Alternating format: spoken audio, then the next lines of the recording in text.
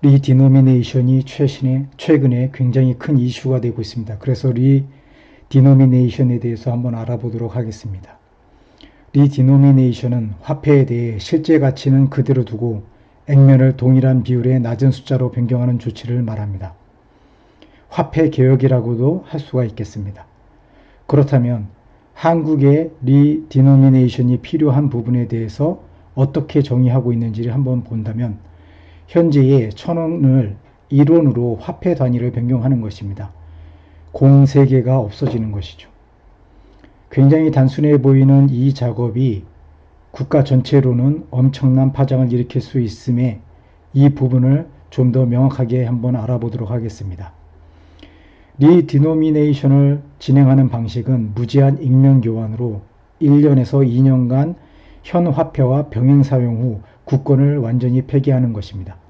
비용은 직접 비용 약 3조 원, 간접 비용 합하면 10조 원 이상이라고 나와 있습니다. 장점으로는 국격을 제고하고 거래와 회계 편의 확대, 지하 자금의 양성화를 들 수가 있습니다. 단점은 경제 불안, 물가 자극, 장비 교체 등 비용 부담이 있을 수 있습니다. 앞에서 살펴본 바는 기본적으로 리디노미네이션에서 기대할 수 있는 장점과 단점에 대해서 정말 학문적인 부분에서 접근한 부분이고, 현재 이 부분에 대해서 찬성과 반대를 하고 있는 입장에 어떤 부분이 있는지 좀 더 구체적으로 살펴보도록 하겠습니다. 찬성하는 부분에서는 화폐 단위를 정한 지 50년 이상이 지났고 소득 수준이 개선되어 물가 인상 등을 반영해야 한다는 측면이 있다고 합니다. 경제 규모가 확대됨에 따라 화폐 개혁의 필요성이 느껴지고 빠를수록 경제에 도움이 된다라고 찬성 측은 말하고 있습니다. 국격이 제고되고 OECD 국가에서 달러 환율이 1,000원 단위인 곳은 한국이 유일하다는 측면입니다. 지급결제 다양화로 가계 및 기업의 현금 보유 비중이 낮고 교환에 따른 불편이 크지 않다는 것입니다. 물가 상승률이 낮아 화폐 단위 변경이 물가 자극을 하더라도 충격이 작을 것이라는 것입니다. 지하 경제 양성화를 하고 내수 경리를 부양하는 효과가 있다는 것입니다. 반대측 의견을 한번 보도록 하겠습니다. 화폐 단위는 국가 이미지, 국격과 큰 상관이 없다라는 것이 반대측 의견입니다. 물가 자극 우려 커지고 10원 미만의 서민 경제 제품 가격이 뛸 가능성이 매우 높죠. 사회적 비용이 초래할 것입니다.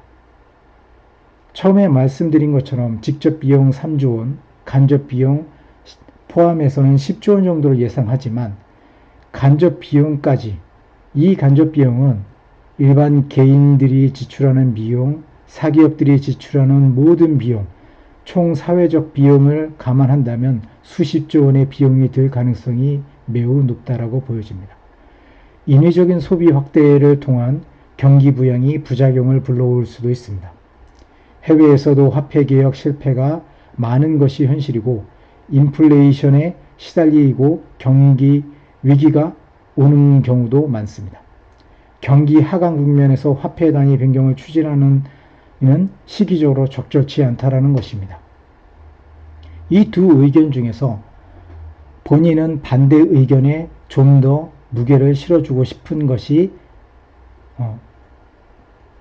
정답입니다. 왜 그러냐 하면 찬성 측에서 주장하고 있는 내용들이 다분히 감정적이고 불명확한 부분이 많기 때문입니다.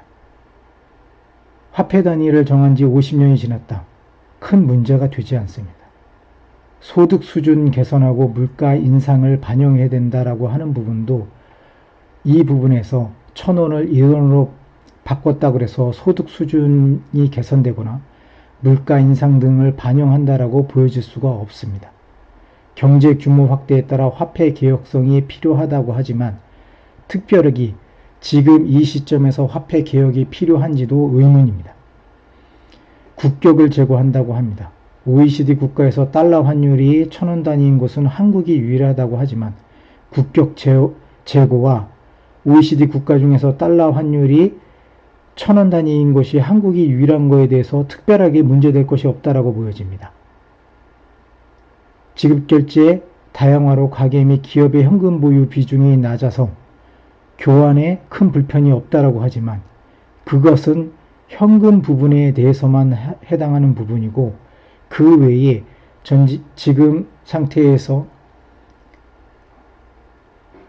기계적으로나 아니면은 프로그램 이 모든 것을 변경해야 되는 엄청난 작업이 뒤따르는 것으로 부정할 수가 없습니다. 물가 상승률이 낮아 화폐 단위 변경이 물가 자극을 하지 않는다라고 하지만 그것은 큰 오산일 수가 있습니다. 현재 1,000원 미만으로 거래되고 있는 1,100원부터 1,900원까지 이루어지고 있는 다양한 제품 가격이 있지만 1,000원이 1원이 되는 순간 1.9, 1.1, 1.5 이런 식으로 원 미만으로 거래되는 금액이 있습니다. 달러로 본다면 센트라고 볼 수가 있습니다. 그러나 현재 운영되고 있는 동전도 사람들의 불편에 의해서 굉장히 높은 단위의 지폐로 가격이 변경되는 것이 굉장히 많습니다. 그런데 1,000원을 1원으로 변경하게 된다면 사람들은 무의식적으로 1.5, 1.9, 1.1에 해당되는 가격을 2로 변경해서 올릴 확률도 높다라는 것이 현실적인 문제입니다. 사회적인 비용은 엄청날 것입니다. 또한 혼란도 엄청날 것입니다. 이 부분은 정확하게 예측되지 않은 그런 시스템의 변경으로 인해서 겪게 되는 자연스러운 현상이라고 보여집니다.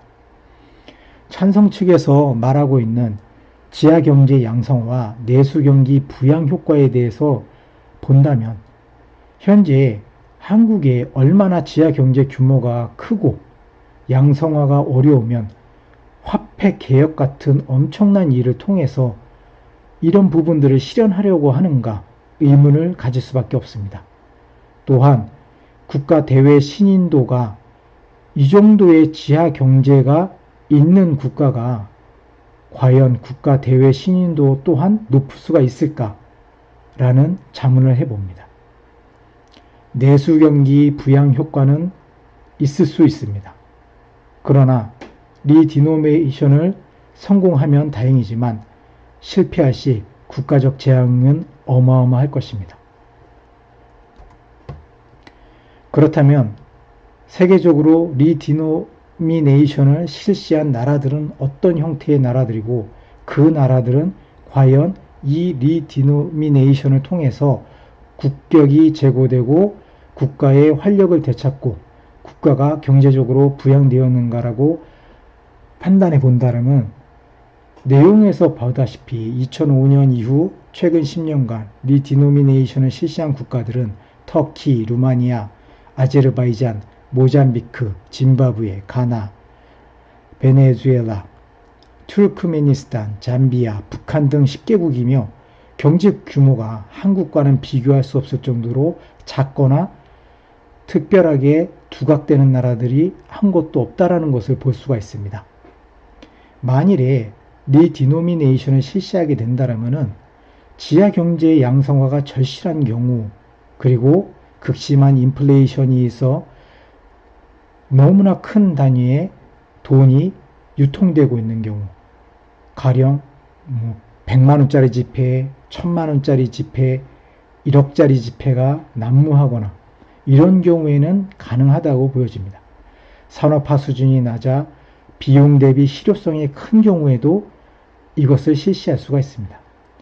그러나 현재 대한민국은 지하 경제도 굉장히 양호한 편이고 안정적인 인플레이션이 이루어지고 있으며 첨단 산업화로 인해 비용 대비 실효성이 적은 것도 현실이라고 보여집니다. 지하경제 양성화를 한다고 합니다. 그러나 IMF 조사 보고서에 따르면 전 세계 158개국의 GDP 대비 지하경제 규모는 1991년 평균 34.51%였습니다. 그렇다면 한국은 어땠습니까? 91년도에 29.13%로 세계 평균보다 낮은 수준이었습니다.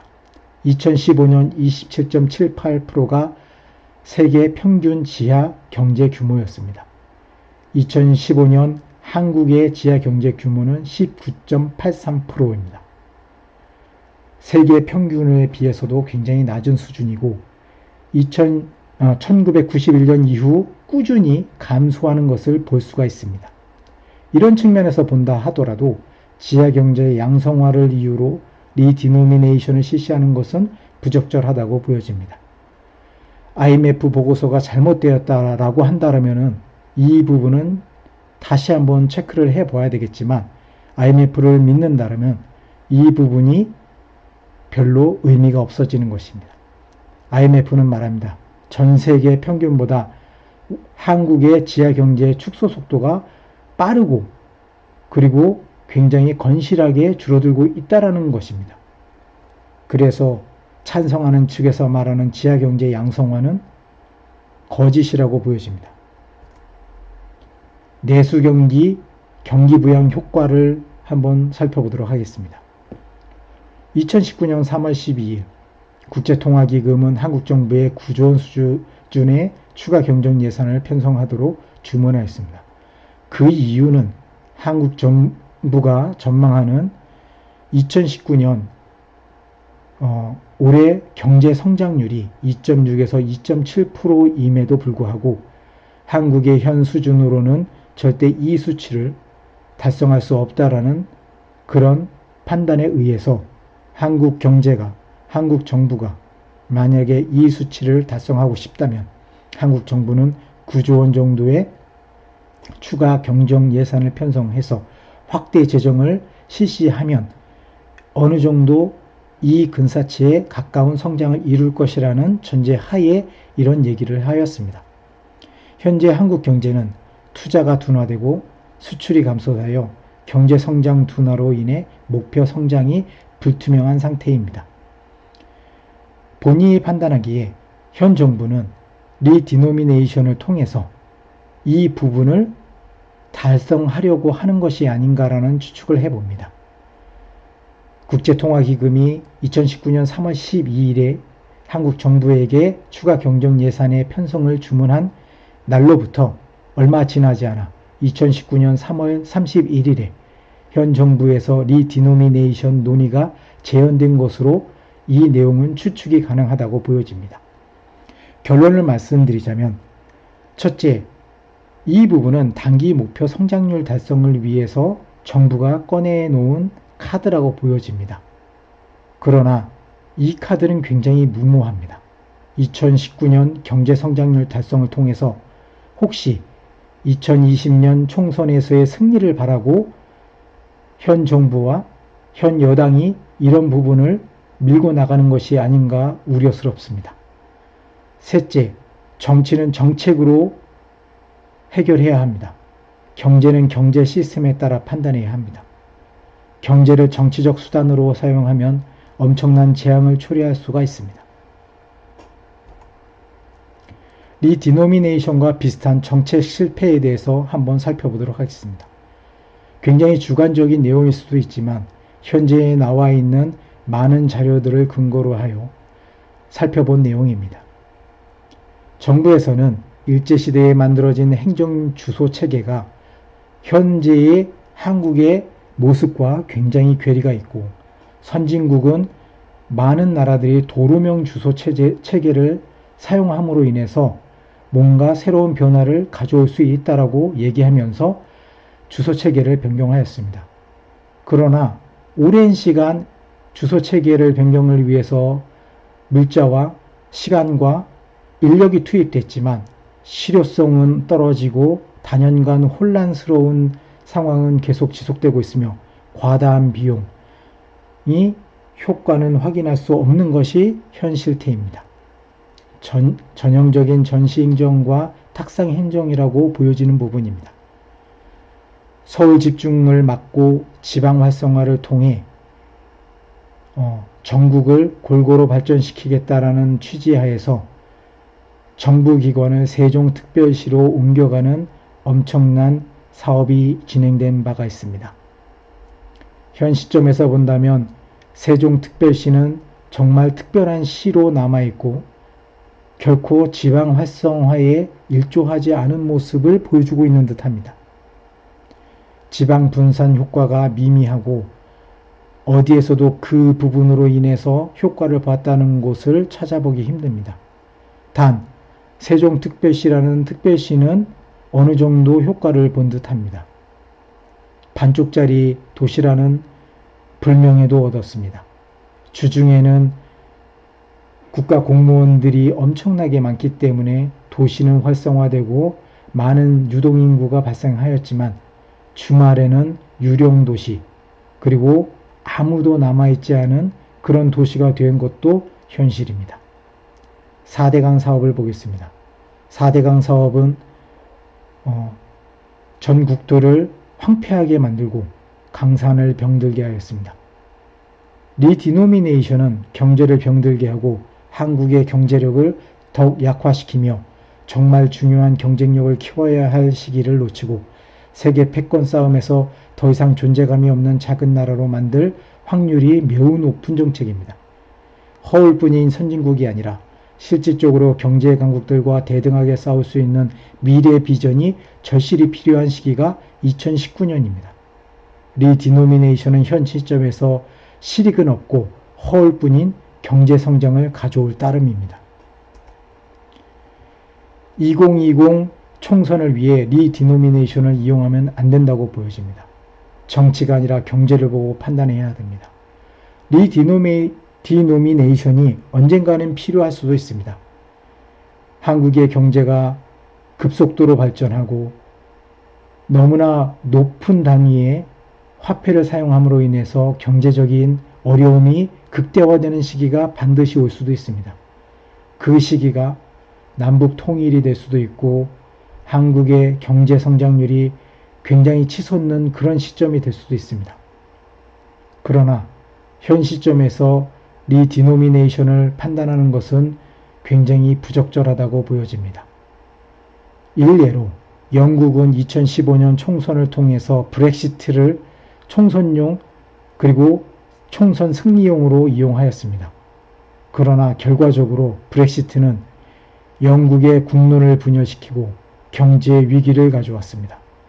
지금도 그 여파가 가시지 않고 앞으로 얼마나 큰 경제 위기와 국론 분열이 일어날지 아무도 예측할 수 없는 그런 상황입니다. 한국은 영국의 그런 정치적인 패러다임에 의해서 경제가 휘둘려지는 것을 충분히 보고 겪고 또한 지금도 경험하고 있다고 보여집니다. 한국이 2020년 총선을 위해 리디노미네이션을 이용을 한다면 반드시 그 결과는 경제 위기에 직면하는 것을 알 수가 있을 것입니다.